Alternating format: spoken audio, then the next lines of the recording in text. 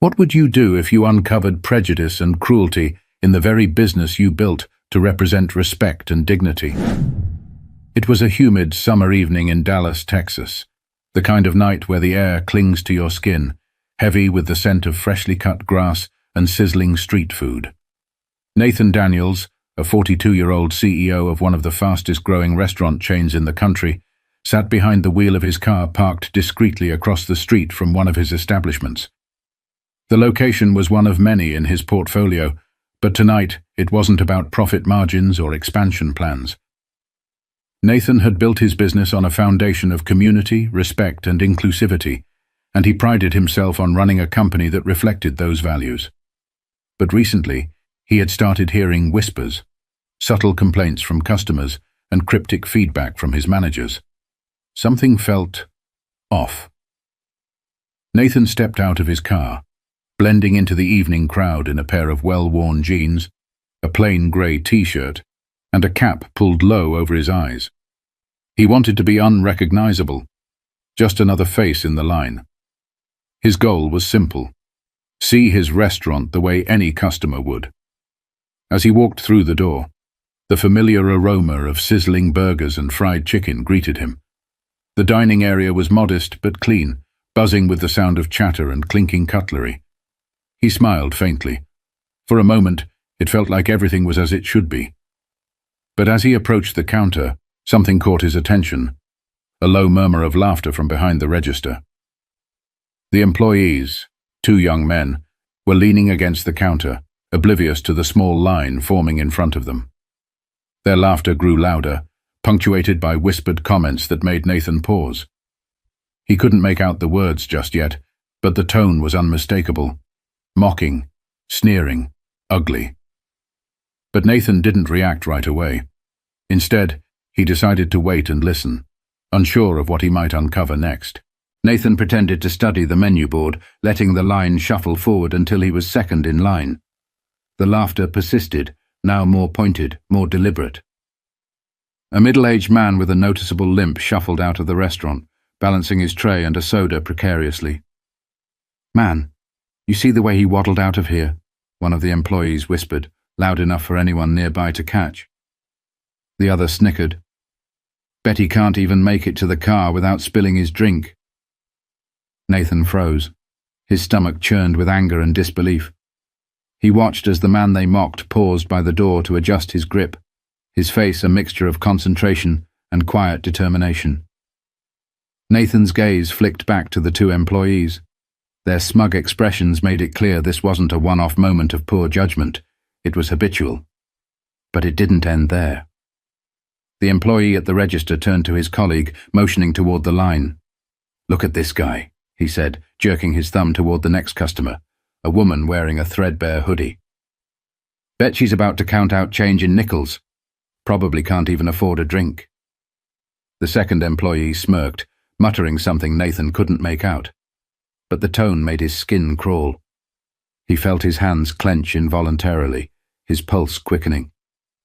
As Nathan approached the counter, the two employees seemed to take notice of him for the first time.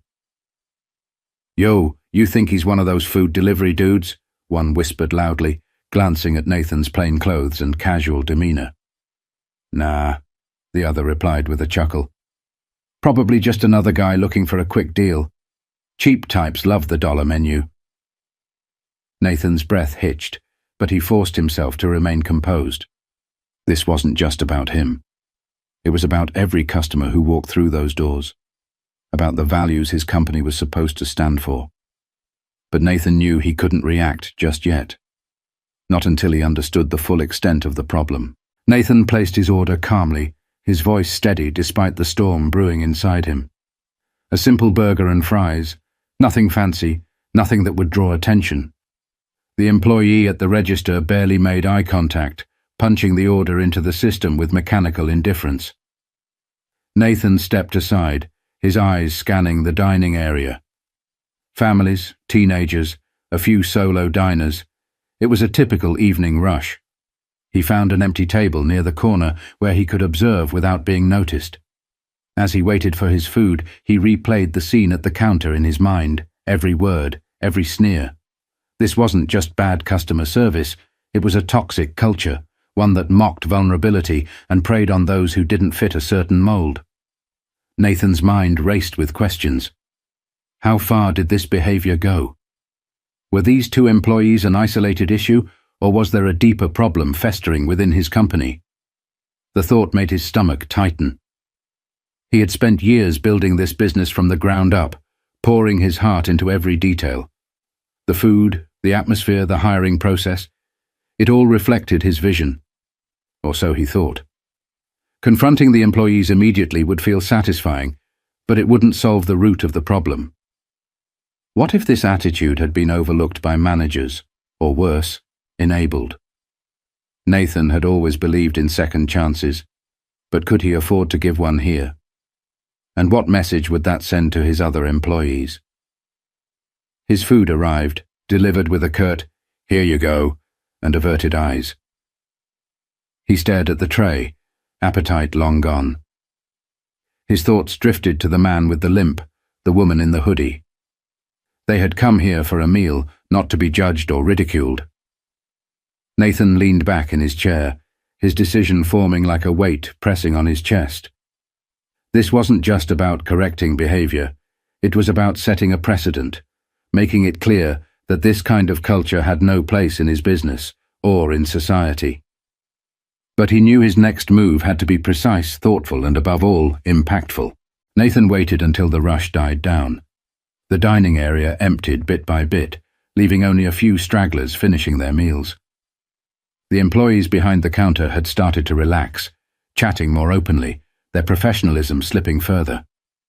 He approached the counter, the air between him and the two employees suddenly thick with unspoken tension. One of them noticed him first, plastering on a half-hearted smile. "Need anything else, man?" he asked, clearly uninterested in the answer. Nathan's expression remained neutral, but his voice carried a weight they hadn't anticipated. "Actually, yes. Can we talk for a moment? Somewhere private?" The two employees exchanged a glance, confusion flickering across their faces. Nathan didn't wait for a response. He gestured toward a small break room visible through the back door. Reluctantly, they followed him inside, their casual demeanor replaced with unease. Inside the cramped room, Nathan closed the door, leaning against it for a moment before turning to face them. "Do you know who I am?" he asked, his voice calm but firm. One of them shrugged. "No. Should we?" Nathan reached into his pocket and pulled out his business card, handing it to the one who had spoken. The employee read it, his face paling as he realized who stood before him. You're the CEO?" he stammered. Nathan nodded, crossing his arms. "That's right. And I was in line tonight, listening to every word you said about the customers who walked through that door. The man with the limp, the woman in the hoodie, even me. You didn't hold back, did you?" The second employee opened his mouth to speak, but Nathan cut him off. "Don't. This isn't the time for excuses. What I heard tonight goes against everything this company stands for. I built this business to create a welcoming space for everyone, regardless of their circumstances, appearance, or background." The room fell silent, the employees shifting uncomfortably under Nathan's gaze. "You've turned this place into something ugly," Nathan continued, his voice rising slightly. "You mocked people who came here for a meal, people who trusted us to treat them with respect. Do you understand how serious this is?" One of the employees finally mustered the courage to speak. "We didn't mean anything by it. We were just joking." Nathan's eyes narrowed. "Joking? Do you think the man you laughed at would find it funny? Or the woman who probably worked hard to scrape together enough money for her meal? Humor that comes at someone else's expense isn't humor. It's cruelty." But instead of letting his anger take over, Nathan paused, his next words carrying a tone of finality. "Here's what's going to happen." Nathan's voice steadied, but his resolve was unshaken. "Here's what's going to happen," he began, locking eyes with each employee. "This isn't just about the two of you. It's about the environment that allowed this to happen in the first place. You're going on suspension effective immediately while we investigate. I'll be speaking to the store manager and the rest of the team to get to the bottom of this."